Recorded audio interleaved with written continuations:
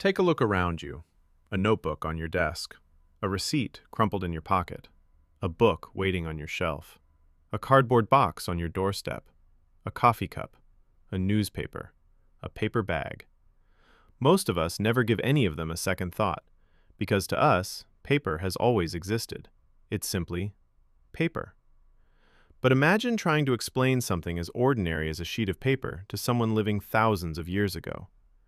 How would you convince them that one day people would flatten the fibers of a tree into something light enough to fold, cheap enough to throw away, and strong enough to preserve the greatest ideas humanity has ever produced?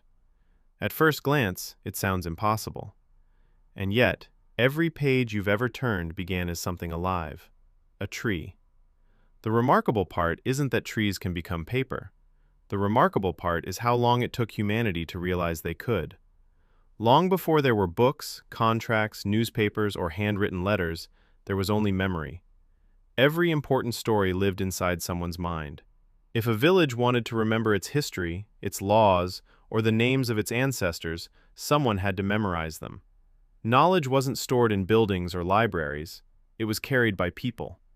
For generations, this worked surprisingly well. Stories became songs. Songs became traditions. Elders repeated them to children who repeated them to their own children years later. But memory has a habit of changing. Details disappear.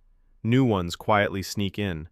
A heroic hunter gradually becomes stronger with every retelling. A journey grows longer. A battle becomes larger. Before long, nobody remembers where the story ended and imagination began. As communities expanded, memory stopped being enough. People needed something that couldn't forget. So they turned to the earth beneath their feet. Stone. Stone remembered things exceptionally well. Moving house with your notes was another story. Across the ancient world, people carved words into rocks, cliffs, monuments, and pillars. If a king wanted everyone to know his victories, stone made sure nobody could accidentally erase them. Thousands of years later, many of those inscriptions are still readable. Stone had one enormous advantage. Time barely touched it. Unfortunately, everything else did. Imagine writing an entire shopping list by carving every single word into solid rock. Now imagine carrying it home. Stone could preserve ideas for centuries, but it was hopeless for everyday life. So people kept searching. Eventually they found something softer: clay. In Mesopotamia, scribes pressed wedge-shaped symbols into wet clay tablets using sharpened reeds. Once dried, or sometimes baked, they became surprisingly durable records. Kings tracked taxes, merchants recorded sales, farmers counted harvests, cities documented laws. For the first time, information could be stored in large quantities instead of depending entirely on human memory. There was just one small problem. Clay tablets were still bricks. One tablet wasn't difficult to carry. 100 began to make a point. An entire library weighed more like a building than a collection of books. As civilizations grew larger, writing needed to become lighter. The search continued. Along the Nile River, ancient Egyptians found an elegant solution growing in the marshes: papyrus. The papyrus plant wasn't a tree at all, but a tall, wetland reed. Workers sliced its stalk into thin strips, laid them in overlapping layers, pressed them together, and dried them into smooth writing sheets. Compared to stone or clay, papyrus felt almost miraculous. It was lighter, flexible, easy to transport. For the first time, long documents could be rolled into scrolls instead of stacked like construction materials. Trade flourished. Governments kept better records. Scholars copied texts that could travel hundreds of miles. It transformed communication across much of the ancient Mediterranean. But papyrus had weaknesses. It preferred dry climates. Too much moisture caused it to deteriorate. It split when folded repeatedly. And because the best papyrus came from Egypt, much of the ancient world depended on a single region for its supply. Civilizations had solved one problem. Another quietly appeared. Elsewhere, people developed a very different solution: animal skin. By carefully cleaning, stretching, and scraping the hides of sheep, goats, or calves, craftsmen created parchment. Unlike papyrus, parchment could survive cooler and wetter climates remarkably well. It could even be written on from both sides. Some medieval manuscripts made from parchment remain beautifully preserved after nearly 1,000 years. It was an extraordinary writing material. It was also expensive. Producing a single large book could require the hides of dozens, sometimes even hundreds, of animals. Beautiful? Absolutely. Affordable? Not exactly. Writing your grocery list on parchment was a little like printing it on designer leather. Meanwhile, thousands of miles away in China, people approached the same challenge from an entirely different direction.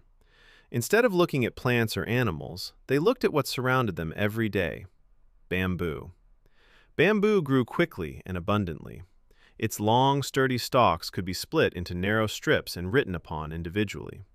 These bamboo slips were then tied together using cords to form larger documents. They were durable, reliable, and widely available. But they came with a familiar problem: weight. One bamboo slip wasn't inconvenient. 100 became noticeably heavier. A lengthy philosophical work could require hundreds of individual strips bundled together into something far closer to luggage than a book. Transporting knowledge remained exhausting. Then there was silk. Silk produced beautiful writing surfaces, smooth, elegant, lightweight. It seemed almost perfect, except for one rather significant detail. Silk was already one of the most valuable fabrics in the world.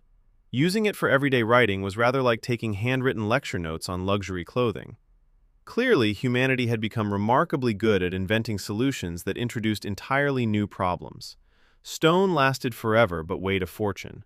Clay organized information but remained bulky. Papyrus was wonderfully light but geographically limited. Parchment was durable but painfully expensive. Bamboo was abundant but cumbersome. Silk was elegant but extravagant.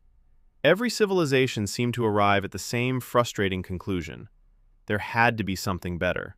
The answer, as it turned out, had been standing quietly in the landscape all along, not as stone, not as clay, not as animal skin, but as something people had overlooked for centuries: a tree, or more precisely, the tiny fibers hidden inside it.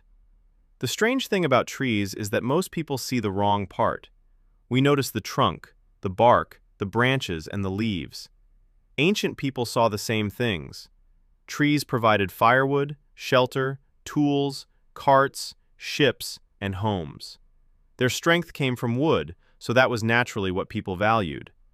But hidden beneath the bark was something far more interesting: tiny fibers. Long before anyone understood them under a microscope, people noticed certain plants could be pulled apart into thin strands.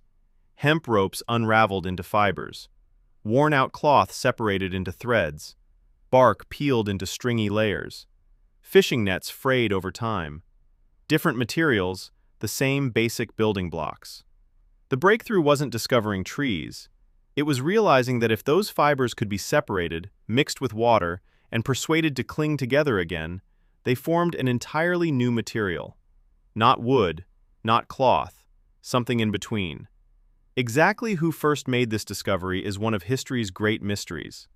Unlike famous kings or legendary generals, the inventor of paper never left us a name. There was no dramatic announcement, no grand ceremony, no surviving diary proudly declaring, "Today I invented paper." Instead, historians believe the technology emerged gradually, through countless experiments carried out by ordinary craftsmen over many years. Someone noticed that bark softened after soaking. Someone else discovered that pounding plant fibers broke them apart. Another person realized those fibers floated in water before settling together into thin layers. One observation built upon another. Failure after failure slowly became experience. Eventually, scattered discoveries began to resemble a process. The earliest known paper appeared in China more than 2,000 years ago, during the Han Dynasty. Archaeological discoveries show that sheets made from plant fibers already existed before the 1st century AD. They were rough, uneven, nothing like the smooth white paper we're familiar with today. But they proved something extraordinary. Ideas no longer needed stone, or clay, or animal skin, or expensive silk. They could rest upon woven plant fibers. Then, around 105 AD, a court official named Cai Lun transformed the history of paper. For centuries, he was credited as its inventor. Today, historians believe paper already existed. Cai Lun's true achievement was refining and standardizing papermaking into a process that was more reliable, efficient, and easier to reproduce. Instead of relying on costly materials, he promoted a mixture of paper mulberry bark, hemp, old rags, and worn fishing nets. Ordinary waste turned into something remarkably valuable. Rather than using precious silk or the finest timber, papermakers worked with abundant fibers that nature had already grown. Their job was simply to separate them. The process began with cleaning the raw materials. Bark was stripped, cloth washed, hemp sorted, and fishing nets untangled. Dirt, knots, leaves, and sand were removed because good paper began long before the sheet itself existed. Next came soaking. For hours, or even days, the fibers rested in water until they softened. The water wasn't just cleaning them, it was preparing them for the next stage. Then came the hardest part, beating. Workers pounded the softened fibers with wooden mallets over and over. The goal wasn't to break them apart completely, but to loosen them while keeping the fibers long enough to intertwine later. Too little beating produced rough paper. Too much weakened the fibers. Without understanding the chemistry, experienced craftsmen judged the mixture by sight and feel. Eventually, the bark, cloth, and hemp disappeared into a soft pulp that looked less like the future of civilization and more like muddy soup. Then came the step that almost feels like magic. The pulp was mixed with clean water, allowing millions of microscopic fibers to float freely. A papermaker lowered a fine woven screen into the mixture, then slowly lifted it out. The water drained away. The fibers stayed behind. As they settled, they naturally locked together, not through glue or stitching, but by intertwining into a delicate web. Today, we know this happens because of hydrogen bonding between cellulose fibers. The craftsmen never knew the science. They didn't need to. Centuries of observation had already taught them exactly how the fibers behaved. Sometimes, understanding comes long before explanation. The new sheet was incredibly fragile. One careless movement could tear it. Too much pressure could wrinkle it. Hours of work could disappear in seconds. The damp sheets were carefully stacked or laid onto flat surfaces before being pressed, squeezing out more water and tightening the fibers into a smoother sheet. Finally came drying. Some sheets hung in the air. Others were brushed onto heated walls or polished boards. As the last moisture disappeared, the fibers locked permanently together. The transformation was complete. Rough bark, old fishing nets, worn cloth, all had become a blank page waiting for someone's thoughts. That blank page changed almost everything. For the first time, writing material could be made cheaply and in large quantities.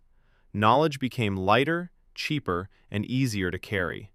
More people could write, more people could read. Ideas could travel farther than ever before.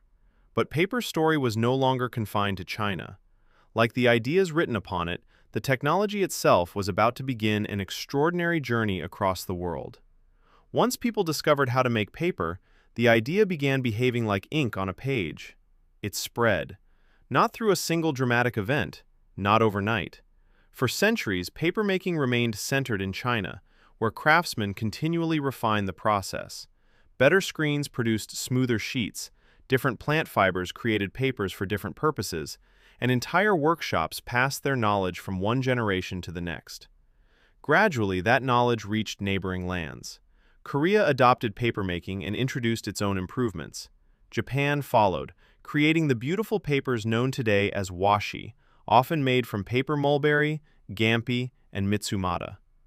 Japanese craftsmen elevated papermaking into an art form, producing sheets so durable that many survive centuries later. Paper was no longer simply a Chinese invention, it was becoming an Asian technology. From there, the journey continued west. Long before airplanes or railways, trade routes carried silk, spices, metals, religions, ideas, and eventually, paper. One event appears repeatedly in history books, the Battle of Talas in 751 AD. According to the popular story, captured Chinese papermakers revealed the secret after the battle, bringing papermaking to the Islamic world in a single dramatic moment. It's an appealing story. it's also almost certainly too simple. Modern historians believe papermaking spread gradually through merchants, craftsmen, diplomats, migrants, and countless everyday exchanges across Central Asia. The Battle of Talas may have helped, but it was only one chapter in a much larger story. Wherever the knowledge traveled, people adapted it. In cities like Samarkand, papermakers used local materials and techniques. As the craft spread to Baghdad, one of the greatest intellectual centers of its age, it found exactly the audience it needed. Scholars, scientists, mathematicians, physicians, poets, translators. Libraries expanded. Books became far more affordable than parchment manuscripts. Ideas that once remained confined to small circles could now be copied again and again. The Islamic world didn't simply adopt paper, it improved it. Craftsmen refined production, polished smoother writing surfaces, and built mills that increased output. In doing so, they helped preserve and spread knowledge from Greece, Persia, India, and countless other cultures. Paper didn't change civilization by itself, people did. Paper simply made it easier for their ideas to survive. Eventually, papermaking reached Europe. At first, it faced skepticism. Official documents were still expected to be written on durable parchment. Many doubted paper would last, while others thought it as a cheaper substitute. But practicality has a habit of winning arguments. Paper was lighter, cheaper, and much easier to produce. As trade expanded and literacy increased, demand kept rising. Then, in the 15th century, everything accelerated. Around 1450, Johannes Gutenberg combined several existing technologies into the movable type printing press. Books that once took months or even years to copy by hand could suddenly be reproduced far more quickly. Demand for reading material exploded, and papermakers faced a problem they had never encountered before: insufficient raw materials. For centuries, European paper relied mainly on linen and cotton rags collected from worn-out clothing. Yesterday's shirt could become tomorrow's book. But as printing expanded, old clothes simply couldn't keep up. The world wanted more paper than rags could provide. Once again, humanity searched for a new solution. And once again, the answer had been standing quietly in the landscape all along: trees. People had always known trees contained fibers. The challenge was separating those fibers efficiently enough for large-scale papermaking. Wood is held together by a natural glue called lignin. To make paper, manufacturers needed the fibers, not the glue binding them. Throughout the 19th century, inventors developed better ways to separate cellulose from wood through mechanical grinding and chemical pulping. For the first time in history, forests became the world's primary source of paper. The change was astonishing. Factories produced thousands of sheets, then millions, eventually billions. Walk into a modern paper mill and it is almost impossible to compare it with those ancient workshops in China. Towering machines fill huge buildings. Conveyor belts carry endless streams of wood chips. Massive digesters use heat and carefully controlled chemicals to free cellulose fibers from lignin. Cleaning systems remove impurities. Computers monitor moisture, thickness, and speed with remarkable precision. Rollers taller than people press and dry continuous ribbons of paper. Everything is larger, faster, more efficient. And yet, look closely enough, something feels familiar. The ancient process never disappeared. The fibers are still separated, suspended in water, formed into thin sheets, pressed and dried. 2,000 years of innovation changed the machinery, but not the idea. Because the idea was already brilliant. Modern paper has another remarkable advantage. Unlike many materials, paper can often be recycled several times. Used boxes become cereal cartons, newspapers become cardboard, office paper becomes tissue products. Although the fibers grow shorter with each cycle, many sheets begin entirely new lives instead of ending in landfills. A single tree may become book, packaging, art, school notebooks, shipping boxes, coffee cups, and then begin the journey again. Today, we live in an age that often predicts the end of paper. Our photos live on phones, books appear on tablets, contracts arrive by email, Bills are paid online. Messages circle the planet in seconds. And yet paper refuses to disappear. Students still fill notebooks. Artists still sketch. Architects still unfold blueprints. Children still learn to write with pencil on paper. Courts preserve records. Museums protect manuscripts. Libraries quietly guard centuries of human thought. For all our digital technology, there's still something deeply satisfying about holding an idea in your hands. Perhaps that's because paper was never just about the material. It has always been about what the material makes possible. Every novel you've loved, every scientific breakthrough, every constitution, every map, every letter sent across an ocean, every child's first drawing, every life-changing idea passed from one generation to the next, all depended on an unlikely partnership between human curiosity and the hidden fibers inside living plants.